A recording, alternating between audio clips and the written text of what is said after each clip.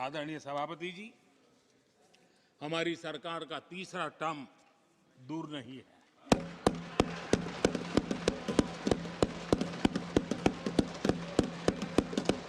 कुछ लोग इसे मोदी 3.0 कहते हैं। मोदी 3.0 विकसित भारत की नींव को मजबूत करने के लिए पूरी शक्ति लगा देंगे। आदरणीय सभापति जी, अगले 5 साल में भारत में डॉक्टरी की संख्या पहले की तुलना में अनेक गुना बढ़ेगी। मेडिकल कॉलेजों की संख्या बढ़ेगी। इस देश में इलाज बहुत सस्ता और सुलभ हो जाएगा। आदरणीय सभापति जी, अगले 5 साल में हर गरीब के घर में नल से जल का कनेक्शन होगा। आदरणीय सभापति जी, आने वाले 5 साल में उन गरीब को पीएम आवास जो देने हैं, एक भी वंचित नहीं रहे, इसका पक्का ख्याल रखा जाएगा। अगले 5 साल सोलर पावर से बिजली बिल जीरो। देश के कितने नागरिकों, करोड़ों नागरिकों को बिजली बिल जीरो। और ठीक अगर आयोजन करेंगे तो अपने घर पर बिजली बना करके बेच करके कमाई कर पाएंगे। ये अगले 5 साल का कार्यक्रम है।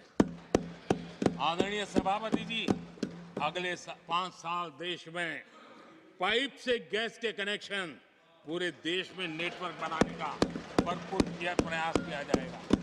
सभापति जी, आने वाले 5 साल हमारी युवा शक्ति का दम पूरी दुनिया देखेगी। आप देखना आदरणीय सभापति जी, हमारे युवा स्टार्टअप्स, युवाओं के यूनिकॉर्न, इसकी संख्या लाखों में होने वाली है। और इतना ही नहीं, टियर 2, टियर 3 सिटी नए स्टार्टअप से उसकी एक नई पहचान के साथ उभरने वाला है। ये मैं 5 साल का चित्र मेरे सामने देख रहा हूं। आदरणीय सभापति जी, रिसर्च फंडिंग, उसकी वृद्धि का प्रभाव आप देखना। पिछले 7 दशक में जितने पेटेंट नहीं हुए हैं, उतने रिकॉर्ड पेटेंट फाइल होने का दिन आने वाले 5 साल में मैं देख रहा हूं। आदरणीय सभापति जी, आज मेरे मध्यम वर्ग के लाखों बच्चे विदेशों में पढ़ने के लिए चले जाते हैं। मैं वो स्थिति लाना चाहता हूं कि मेरे बच्चों के लाखों रुपए बच जाएं, मेरे देश के मध्यम वर्ग के सपने पूरे हो, बेस्ट यूनिवर्सिटी मेरे देश में हो, उच्चतम शिक्षा उनको मेरे देश में मिले और मेरे बच्चों का, उनके परिवार का पैसा बचे। उसलिए मैं कह रहा। आदरणीय सभापति जी, आने वाले 5 साल आप देख रहा, कोई भी इंटरनेशनल खेल की कंपटीशन ऐसी नहीं होगी जिसमें भारत का झंडे हर जगह पर न फहरे। मैं देखने वाला हूं 5 साल खेल जगत के अंदर दुनिया में भारत के युवा की शक्ति की पहचान देने। आदरणीय सभापति जी, आने वाले 5 साल में भारत का पब्लिक ट्रांसपोर्ट पूरी तरह ट्रांसफॉर्म होने वाला है। अगले 5 साल में गरीब और मिडिल क्लास को तेल और शानदार यात्रा की सुविधाएं बहुत आसानी से मिलने वाली है, तेज मिलने वाली है, पूरी ताकत से व्यवस्था होने वाली है। अगले 5 साल में देश बुलेट ट्रेन भी देखेगा और देश वंदे भारत ट्रेन का विस्तार भी देखेगा। आदरणीय सभापति जी, अगले 5 साल में आत्मनिर्भर भारत का अभियान नई ऊंचाई पर होगा। देश हर क्षेत्र में आत्मनिर्भर होता नजर आएगा।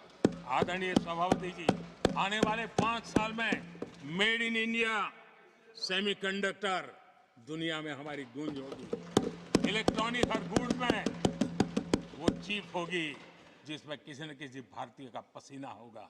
आदरणीय साहब, दुनिया के इलेक्ट्रॉनिक बाजार में एक नई गति का सामर्थ्य आने वाले 5 साल में देश देखेगा। आदरणीय सभापति जी, आज देश लाखों करोड़ रुपए का तेल इंपोर्ट करता है। अपनी ऊर्जा जरूरतों के लिए हम ज्यादा से ज्यादा आत्मनिर्भर बनने की दिशा में काम करेंगे और मुझे विश्वास है हम ऊर्जा जरूरतों पर जो डिपेंडेंसी है वो कम करने में सफल होंगे। इसे इतना ही नहीं, आदरणीय सभापति जी, ग्रीन हाइड्रोजन अभियान, हम दुनिया के बाजार को लालायित करने की दिशा में आगे बढ़ रहे हैं। हमारा ग्रीन हाइड्रोजन ऊर्जा जरूरतों को पूरा करने का सामर्थ्य रहेगा। इथेनॉल की दुनिया में हम तेजी से आगे बढ़ रहे हैं। हम 20% का लक्ष्य प्राप्त करके हमारे लोगों को ट्रांसपोर्टेशन में सस्ता मिले, इसकी व्यवस्था होगी। आदरणीय सभापति जी, जब मैं 20% इथेनॉल की बात करता हूं, उसका सीधा लाभ मेरे देश के किसानों को होने वाला है। किसानों को नई मजबूती मिलने वाली है। देश के हजारों करोड़ रुपए आज खाद्य तेल, हम कृषि प्रधान देश तो कहते हैं, लेकिन आज भी हजारों करोड़ रुपयों का खाने का तेल हमें बाहर से लाना पड़ रहा है। हमारा देश के किसानों पर मुझे भरोसा है और मुझे पक्का भी, जो नीतियों को लेकर के हम चलते हैं, एडिबल ऑयल में मेरा देश बहुत एक आत्मनिर्भर 5 साल में हो जाएगा और जो पैसा बचेगा मेरे देश के किसान की जेब में जाएगा, जो आज विदेश के बाजार में जाता है। आदरणीय सभापति जी, केमिकल की खेती के कारण हमारी धरती माँ को बहुत नुकसान हो रहा है। आने वाले 5 साल में नेचुरल फार्मिंग की तरफ देश के किसानों को ले जाने में हम सफलतापूर्वक आगे बढ़ेंगे। एक नया जागृति का काम होगा, हमारी धरती माँ की भी सुरक्षा होगी। आदरणीय सभापति जी, नेचुरल फार्मिंग बढ़ने से दुनिया के बाजार में भी हमारे उत्पादों की ताकत बढ़ने वाली है। आदरणीय सभापति जी, यूएन के माध्यम से मैंने मिलेट का अभियान चलाया। श्री अन्न तक के नाते आज हमने उसकी पहचान दी है। मैं वो दिन दूर नहीं देखता हूं, जबकि आने वाले 5 साल में दुनिया के बाजार में सुपर फूड के रूप में मेरे गांव के छोटे छोटे किसानों के द्वारा पैदा हुआ मिलेट, श्री अन्न, दुनिया के बाजार में प्रतिष्ठा होगी, सुपर फूड की प्रतिष्ठा होगी। आदरणीय सभापति जी, ड्रोन खेतों में एक नई किसानों की ताकत बन करके उभरने वाला है। 15,000 ड्रोन दीदी का कार्यक्रम ऑलरेडी हम लॉन्च कर चुके हैं। ये तो शुरुआत है, आगे बहुत सफलता दिखती है। आदरणीय सभापति जी, हम नैनो टेक्नोलॉजी को एग्रीकल्चर में लाने में प्रयोग अब तक सफल हुए हैं। हमने नैनो यूरिया में बहुत बड़ी सफलता पाई है, नैनो डीएपी की दिशा में सफलता पाई है और आज एक बोरी भर खातर लेकर के घूमने वाला किसान एक बोतल के खातर से काम चला लेगा, वो इतनी दूर नहीं है। आदरणीय सभापति जी, सहकारिता क्षेत्र में हमने एक नई मिनिस्ट्री बनाई है। उसके पीछे इरादा है कि एक सहकारिता का पूरा जन आंदोलन नई ताकत के साथ उभरे और 21वीं सदी की आवश्यकता के अनुसार उभरे, उसको भी हम, और उसका सबसे बड़ा लाभ, हम 2 लाख भंडारण का काम जो हाथ में लिया है, जब 5 साल के भीतर वो पूरा हो जाएगा, छोटा किसान को भी अपनी पैदावार को रखने की जगह मिल जाएगी। किसान तय करेगा किस भाव से बाजार में बेचना है, नहीं बेचना है। उसको जो बर्बाद होने का डर था वो खत्म हो जाएगा और किसान की आर्थिक ताकत बढ़ जाएगी। पशुपालन और मछली पालन पक्का मैं कहता हूं नए रिकॉर्ड बनाने वाले।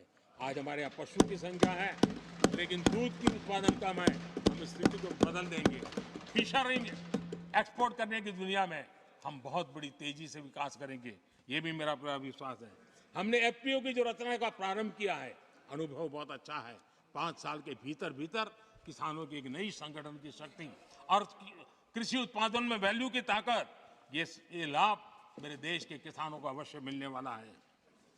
आदरणीय सभापति जी, G20 की सफलता ने साफ कर दिया है और दुनिया में कोविड के बाद जो खुलापन आया, उस खुलापन का सबसे बड़ा लाभ हमने देखा है कि विश्व का ध्यान भारत की तरफ गया है और इसलिए एक बहुत बड़ा क्षेत्र टूरिज्म आने वाले दिनों में होने वाला है और जो सबसे ज्यादा रोजगार देने वाला है।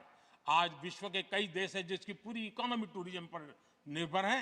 भारत में भी बहुत से राज्य ऐसे बन सकते हैं जो उनकी पूरी इकोनॉमी का सबसे बड़ा हिस्सा टूरिज्म होगा और वो दिन दूर नहीं है। जिन नीतियों को लेकर के हम चल रहे हैं, भारत एक बहुत बड़ा टूरिस्ट डेस्टिनेशन बनने वाला है। आदरणीय सभापति जी, जिसका हिसाब किताब पहले बहुत कम हुआ करता था, जिसकी बातें सुन करके हमारी मजाक उड़ाई जाती थी, जब मैं डिजिटल इंडिया की चर्चा करता था, जब मैं फिनटेक की चर्चा करता था, तब मैं जरा आउट ऑफ बॉक्स के बातें कर रहा हूं ऐसा लोगों को लगता था। आउटडेटेड सोच वालों के लिए सामर्थ्य का अभाव था, लेकिन मैं पूरा विश्वास से कहता हूं आदरणीय सभापति जी, आने वाले 5 वर्ष डिजिटल इकोनॉमी की दुनिया में भारत का डंका बजने वाला है। भारत एक नई शक्ति है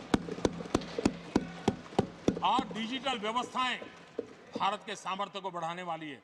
विश्व मानता है कि एआई का सबसे ज्यादा उपयोग कोई करने का सामर्थ्य किसी देश में होगा तो हिंदुस्तान में होगा। लेटेस्ट से लेटेस्ट टेक्नोलॉजी का उपयोग मेरा देश करेगा। आदरणीय सभापति जी, स्पेस की दुनिया में भारत का नाम रोशन हो रहा है। हमारे वैज्ञानिकों का पराक्रम नजर आने वाला, और आने वाले 5 साल का जो कार्यक्रम है ना, मैं आज उसको शब्दों में बयान नहीं करना चाहता हूं, लेकिन विश्व को अचंभित करने की दिशा में हमारे वैज्ञानिक स्पेस की दुनिया में भारत को ले जाएंगे, ये मेरा पक्का विश्वास है।